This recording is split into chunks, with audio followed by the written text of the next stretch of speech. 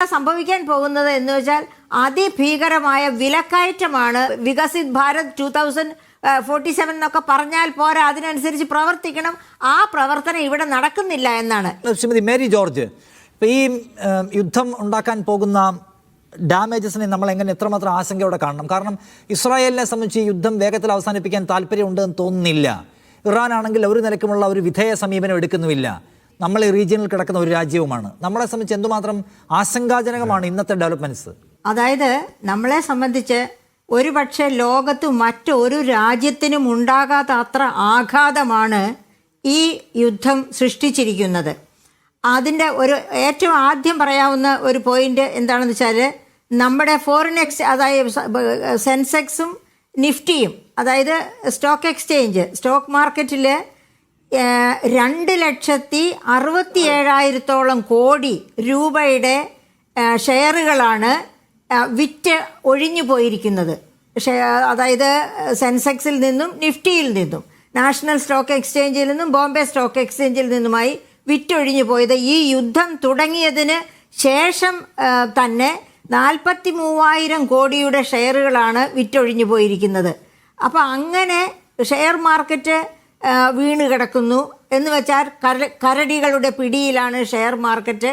ഇനി നമ്മൾ നോക്കുകയാണെങ്കിൽ നിർമ്മല സീതാരാമൻ ഒരു 2 ആഴ്ച മുൻപ് പറഞ്ഞിരുന്നല്ലോ 3 എഫുകളെ പറ്റി, അതായത് ഫ്യൂവൽ, ഫെർട്ടിലൈസർ, ഫോറക്സ്. ഈ 3ഉം വളരെയധികം അഫക്റ്റഡ് ആയിട്ടുള്ള മേഖലകളാണ്. എന്താണ് ഫ്യൂവലിൻ്റെ വില എന്ന് നമുക്കറിയാം. ഇന്ന് അതായത് 2014 BJP ഗവൺമെൻറ് ഭരണത്തിലേറുമ്പോൾ ഒരു ഗാർഹിക സിലിണ്ടറിൻ്റെ വില 410 രൂപ ആയിരുന്നു. പക്ഷേ അവിടെ വില കൂടി ഇപ്പോൾ അത് 949 രൂപയിലെത്തി. അത്ര വില, ഇരട്ടിയിലധികം വിലക്കയറ്റമാണ് ഗാർഹിക. ഇപ്പോൾ ഈ 2 മാസം കൊണ്ട് നമുക്കറിയാം, യുദ്ധം തുടങ്ങിയതിന് ശേഷം തന്നെ ഗാർഹിക സിലിണ്ടറിൽ 2 പ്രാവശ്യം വിലക്കയറ്റമുണ്ടായി. അത് എല്ലാ തരം കുടുംബങ്ങളെയും ഉജ്ജ്വൽ പദ്ധതി അനുസരിച്ച് 300 രൂപയ്ക്ക് കിട്ടിക്കൊണ്ടിരുന്ന സിലിണ്ടർ പോലും കിട്ടാത്ത അവസ്ഥയായി. അപ്പോൾ പാവപ്പെട്ടവരുടെ കാര്യം അതീവ ദുരിതത്തിലായി. ഇനി നമ്മൾ വാണിജ്യ സിലിണ്ടറിൻ്റെ കാര്യം എടുക്കുക. വാണിജ്യ സിലിണ്ടറിൻ്റെ വില കൊച്ചിയിൽ 3,131 രൂപ. ആ തലത്തിലേക്ക് വന്നിരിക്കുകയാണ് ഒരു വാണിജ്യ സിലിണ്ടറിൻ്റെ വില. അപ്പോൾ അങ്ങനെ അതുകൊണ്ടാണ് അതായത് എന്ന് വെച്ചാൽ നമ്മൾ പാചകവാതകമാണെങ്കിൽ 55-60% ഇറക്കുമതി ചെയ്യുകയാണ്. ഹോർമുസ് കടലിടുക്കിലെ പ്രതിസന്ധി അതിനെ ബാധിക്കുന്നു. രണ്ടാമത് നമ്മുടെ പെട്രോളിയം ഉൽപ്പന്നങ്ങൾ, ക്രൂഡ് 85-90% ഇമ്പോർട്ട് ചെയ്യുകയാണ്. അപ്പോൾ ഹോർമുസ് കടലിടുക്കിലെ പ്രതിസന്ധി അതിനെയും വലിയ തോതിൽ അങ്ങനെയാണ് ഈ ഫ്യൂവലിൻ്റെ കാര്യത്തിൽ ഇന്ത്യ. അതായത് അപ്പോൾ ഇപ്പോൾ എന്താ സംഭവിക്കാൻ പോകുന്നത് എന്ന് വെച്ചാൽ അതിഭീകരമായ വിലക്കയറ്റമാണ് നമ്മൾ ഫേസ് ചെയ്യാൻ പോകുന്നത്. കഴിഞ്ഞ ഒക്ടോബറിൽ സ്വപ്നം കാണുന്നതിലേക്ക് കാര്യങ്ങൾ പോവാണ്. താജ്, ഇതിനകത്തൊരു കാര്യമുള്ളത്, ഇപ്പം നമുക്ക് ഏറ്റവും അവസാനം നമ്മൾ കാണുന്ന അപ്ഡേറ്റും യൂറോപ്യൻ യൂണിയൻ ഈ ഹോർമുസ് ജല സന്ധിയുടെ പേരിൽ സാങ്ഷൻസ് ചുമത്തിയിരിക്കുകയാണ്. ഇത് ഭയങ്കരമായി ലോകത്തെ അഫക്റ്റ് ചെയ്യുന്ന തരത്തിലുള്ള തടസ്സം നിങ്ങൾ അവിടെ ഉണ്ടാക്കുന്നു എന്ന പേരിൽ വേണ്ടി വന്നാൽ തുടർന്നും ആലോചിക്കുമെന്ന്. സോ ഇറാനെ സംബന്ധിച്ച് ഫിനാൻഷ്യലി വലിയ പ്രശ്നം ഉണ്ടാക്കുന്നുണ്ട്. അമേരിക്കൻ ബ്ലോക്കേഡ് ഉണ്ടാക്കുന്ന പ്രശ്നം അവിടെ. ഇറാൻ്റെ കച്ചവടം നടക്കുന്നില്ല. സോ സാമ്പത്തികമായി ദുർബലപ്പെടുന്ന ഇറാനെ സംബന്ധിച്ച് എങ്ങനെ യുദ്ധം ചെയ്യും എന്ന ചോദ്യമുണ്ടല്ലോ. അത് ഇറാനെ കരാറിലേക്ക് വരാൻ സമ്മർദ്ദം ചെലുത്തുന്ന ഒരു മേജർ ഫാക്ടറായി വർക്ക് ചെയ്യുന്നുണ്ടോ? ഇറാനെ സംബന്ധിച്ചിടത്തോളം ഇപ്പോൾ ഈ ഹോർമുസ് കടലിടുക്കിനെ ആ ചോക്ക് പോയിന്റിനെ ഉപരോധിച്ച് നിർത്തി, അല്ലെങ്കിൽ അതിനെ ക്ലോസ് ചെയ്തത് വളരെ ടാക്ടിക്കൽ ആയിട്ടുള്ള ഒരു വെപ്പണാണ്. എന്ന് പറഞ്ഞാൽ ഒരു ന്യൂക്ലിയർ ബോംബ് പോലും ഇത്രമാത്രം ഇഫക്റ്റീവായിട്ട് ഇറാൻ ഉപയോഗിക്കാൻ സാധിക്കുമായിരുന്നില്ല. അത്രത്തോളം ഇഫക്റ്റീവായിട്ട് ഇറാൻ ഉപയോഗിച്ച ഒരു സംഗതിയാണ് ഈ ഹോർമുസ് കടലിടുക്കിലെ ആ ഒരു ബ്ലോക്ക് എന്ന് പറയുന്നത്. ഈ ലോകത്തിന്റെ എണ്ണ വിപണിയുടെ 20% ഉണ്ടാക്കിയ ആ ഒരു പ്രത്യാഘാതം മാത്രമല്ല അത്. നോക്കൂ, നമ്മള് ചൈന, ജപ്പാൻ, മിക്കവാറും എല്ലാ ഏഷ്യൻ രാജ്യങ്ങളെയും ഈ യുദ്ധത്തിന്റെ ഒരു സാമ്പത്തിക സമ്മർദ്ദം അനുഭവിപ്പിക്കുന്നതിലേക്ക് എത്തിച്ചത് ആ ഒരു നടപടിയാണ്.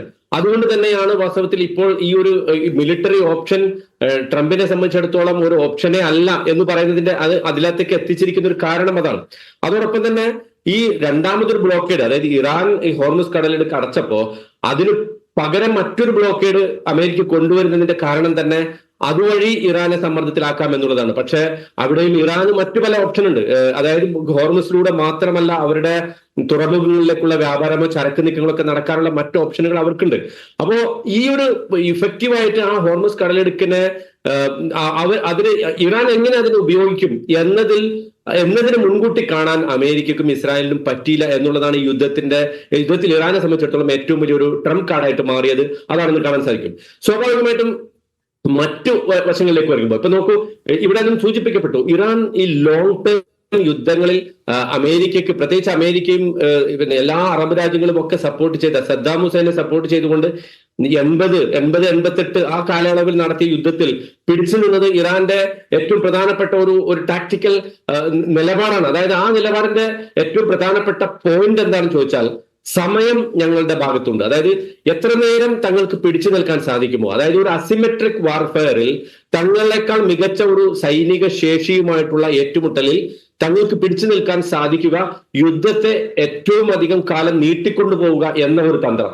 അങ്ങനെ നീട്ടിക്കൊണ്ടു പോകുമ്പോൾ തന്നെ ഇടയ്ക്കിടയ്ക്ക് ആ വൻ സൈനിക ശക്തിക്ക് എതിരെ കാര്യമായ നാശനഷ്ടങ്ങൾ ഏൽപ്പിക്കുക. അത് ചിലപ്പോഴൊക്കെ ഇപ്പൊ ഈ യുദ്ധത്തിൽ സംഭവിച്ചത് അമേരിക്കയുടെ സൈനിക ഉപകരണങ്ങൾക്ക്, വിമാനങ്ങൾക്ക്, അതുപോലെ തന്നെ മറ്റ് പല സംഗതികൾക്കും കേടുപാടുകൾ സംഭവിച്ചുകൊണ്ട്. അതുപോലെ നേരത്തെ ഇവിടെ സൂചിപ്പിക്കട്ടെ, അമേരിക്കയുടെ പടക്കപ്പലുകൾ എബ്രഹാം ലിങ്കണും ജെറാർഡ് ഫോർഡും ഒക്കെ തിരിച്ചു പോകേണ്ടി വന്നത് പലപ്പോഴും ഇറാൻ തന്നെ ആക്രമിച്ചതിന്റെ ഫലമായിട്ടുണ്ട്. അതുപോലെ തന്നെ യുദ്ധം നീണ്ടുപോയതിന്റെ ഫലമായിട്ട് സംഭവിച്ചിട്ടുണ്ട്. അപ്പോ വിയറ്റ്നാമിൽ എങ്ങനെയാണോ അമേരിക്ക പരാജയപ്പെട്ടത്, ലോങ് ടേം വാർ എങ്ങനെയാണോ അമേരിക്കയ്ക്ക് പ്രയാസം ഉണ്ടാക്കിയത് ചരിത്രത്തിൽ അത് ആവർത്തിക്കപ്പെടുന്ന ഒരു പോയിന്റാണ്. ഞാൻ സമയപ്രശ്നം ഇവിടെയാണ്.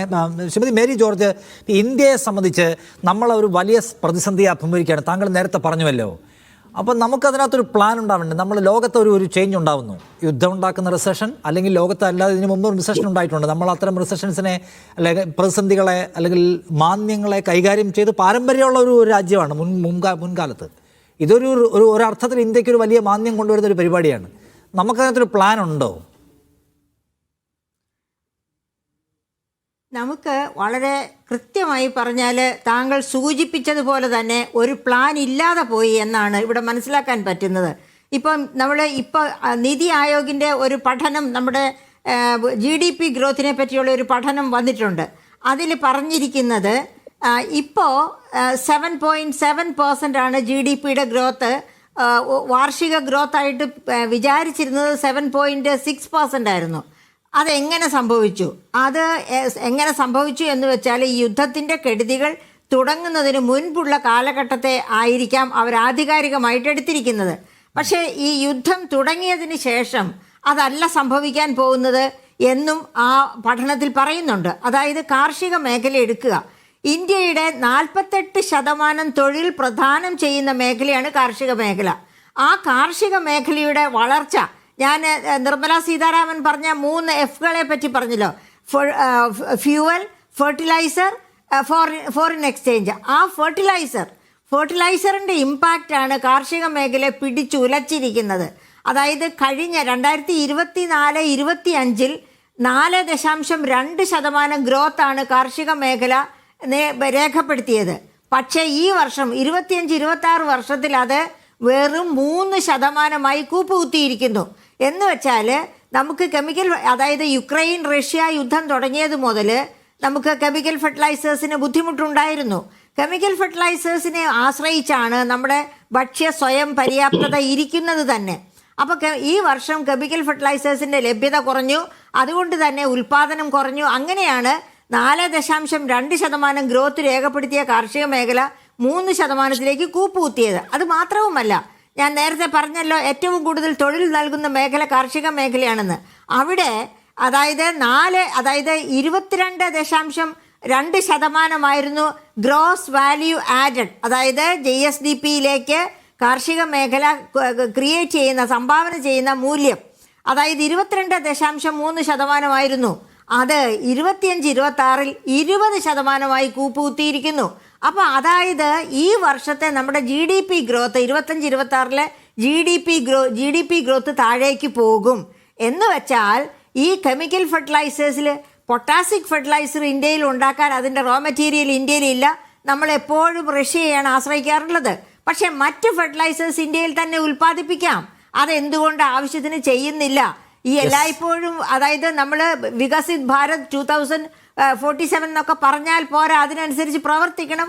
ആ പ്രവർത്തനം ഇവിടെ നടക്കുന്നില്ല എന്നാണ്. ഇനി ഒരു കാര്യം കൂടി പറഞ്ഞോട്ടെ കേട്ടോ, സമയമുണ്ടെങ്കിൽ. അതായത് ഫോറക്സ് റിസർവ് എന്ത് സംഭവിച്ചു? ഫോറിൻ എക്സ്ചേഞ്ച് റിസർവിന് അതായത് 2014 60 രൂപ ഒരു ഡോളറിന് തുല്യമായിരുന്നു. അതേ സമയത്ത് ഇപ്പോൾ അത് 95 രൂപ ഈസ് ഈക്വൽ ടു $1. അപ്പൊ ഞാൻ നേരത്തെ ആദ്യമേ സൂചിപ്പിച്ചല്ലോ നമ്മുടെ സ്റ്റോക്ക് മാർക്കറ്റിൽ നിന്നുണ്ടായ ഒഴിഞ്ഞുപോക്ക്. അതൊക്കെ അതുപോലെ തന്നെ നമ്മുടെ എക്സ്പോർട്സിന്റെ മൂല്യം കുറഞ്ഞു, ഇമ്പോർട്ട്സിന്റെ മൂല്യം വർദ്ധിച്ചു. അതായത് നമ്മൾ കുറച്ചു മാത്രം എക്സ്പോർട്ട് ചെയ്യുന്ന അവസ്ഥ, കൂടുതൽ ഇമ്പോർട്ട് ചെയ്യുന്ന അവസ്ഥ വന്നു. അങ്ങനെ കറന്റ് അക്കൗണ്ട് ഡെഫിസിറ്റ്, അതായത് അടവുശിഷ്ട ബാക്കി നമുക്ക് വളരെ പ്രതികൂലമായ രീതിയിൽ, അതായത് അത് 1.3 ആണ് ഈ കഴിഞ്ഞ മാസം.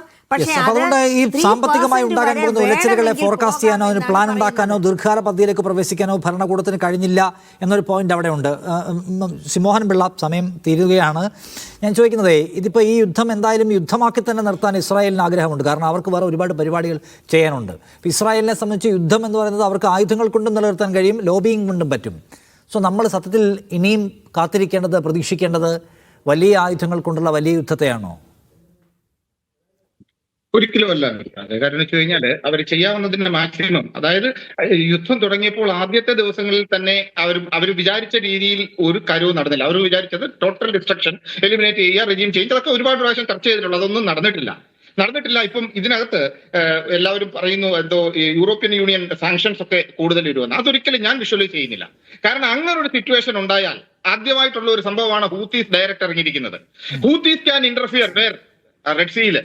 അപ്പോൾ എന്ത് ചെയ്യും? ഇവരെ വീണ്ടും തിരിച്ചു വരും. അതായത് ബാലൻസിങ് ആക്ട് ആണ് വരുന്നത്. ഇവിടെ ഹോർമോസിൽ ഇവിടെ പ്രഷർ ഉണ്ടാക്കുമ്പോൾ ഹൂത്തീസിന് റെഡ് സീയിൽ പ്രഷർ ഉണ്ടാക്കാൻ പറ്റും. അപ്പോൾ ബാലൻസ് ആക്ടിങ് വീണ്ടും നിലവിൽ വരാനായിട്ടുള്ള എല്ലാവിധ സാഹചര്യങ്ങളും ഉണ്ട്. അതുകൊണ്ട് ഈ ഇറാനെ സംബന്ധിച്ചിടത്തോളം ഉള്ള വെപ്പൺ എന്റെ അടുക്കൽ ഐ തിങ്ക് ഡോക്ടർ താജ് പറഞ്ഞതുപോലെ ഹോർമോസ് എന്ന് പറയുന്നത് ഒരു മേജർ വെപ്പണും അതുപോലെ തന്നെ പ്രോക്സീസ് എന്ന് പറയുന്നത് സപ്ലിമെന്ററി വെപ്പൺസുമാണ്. ഇതുകൊണ്ടാണ് ഇറാൻ സർവൈവ് ചെയ്യുന്നത്. അതായത് ഒരു മിലിറ്ററി പോയിന്റ് ഓഫ് വ്യൂവിൽ നോക്കിയാൽ not because of the weapon, because of the natural things basically we can say. Because അതായത് ഒരു ട്രൂ രാജ്യം സ്റ്റേറ്റ്സ്മാൻ എന്നുള്ള രീതിയിൽ പ്രോക്സികളെ എന്ത് ചെയ്താലും ഞങ്ങൾ തിരിച്ചടിക്കും എന്ന് ചങ്കൂറ്റത്തോടുകൂടി അഡ്മിറ്റ് ചെയ്ത് ആ രീതിയിൽ മുന്നേറുന്നത് കൊണ്ടാണ് ഇറാന് ഇപ്പോഴും സർവൈവൽ ക്രെഡിബിലിറ്റി വളരെ കൂടുതലുള്ളതും. അതുപോലെ തന്നെ നേരത്തെ പറഞ്ഞ പോലെ മിസൈൽ എന്ന് പറയുന്നത് ഈവൻ ഇൻഫൻട്രിക്ക് അവിടെ ഷോൾഡർ മൗണ്ടഡ് മിസൈൽസ് ആണെന്നേ കൂടുതലുള്ളത്. അപ്പോൾ അതുകൊണ്ട് ഒരു കാരണവശാലും, അതുകൊണ്ടാണല്ലോ ബൂട്ട്സ് ഓൺ ഗ്രൗണ്ട് അവിടെ ഒരു കാരണവശാലും നടക്കാത്തത്. ഉണ്ടാകുന്ന ഏത് പ്രകോപനവും വലിയ ദുരന്തങ്ങളിലേക്ക് അല്ലെങ്കിൽ വലിയ ആക്രമണത്തിലേക്ക്, പ്രത്യാക്രമണത്തിലേക്ക് കൊണ്ടുപോകുന്ന കാര്യത്തിൽ തർക്കമില്ല. ഞാൻ സമയപരിധി കൊണ്ട് ഇടപെടുകയാണ്.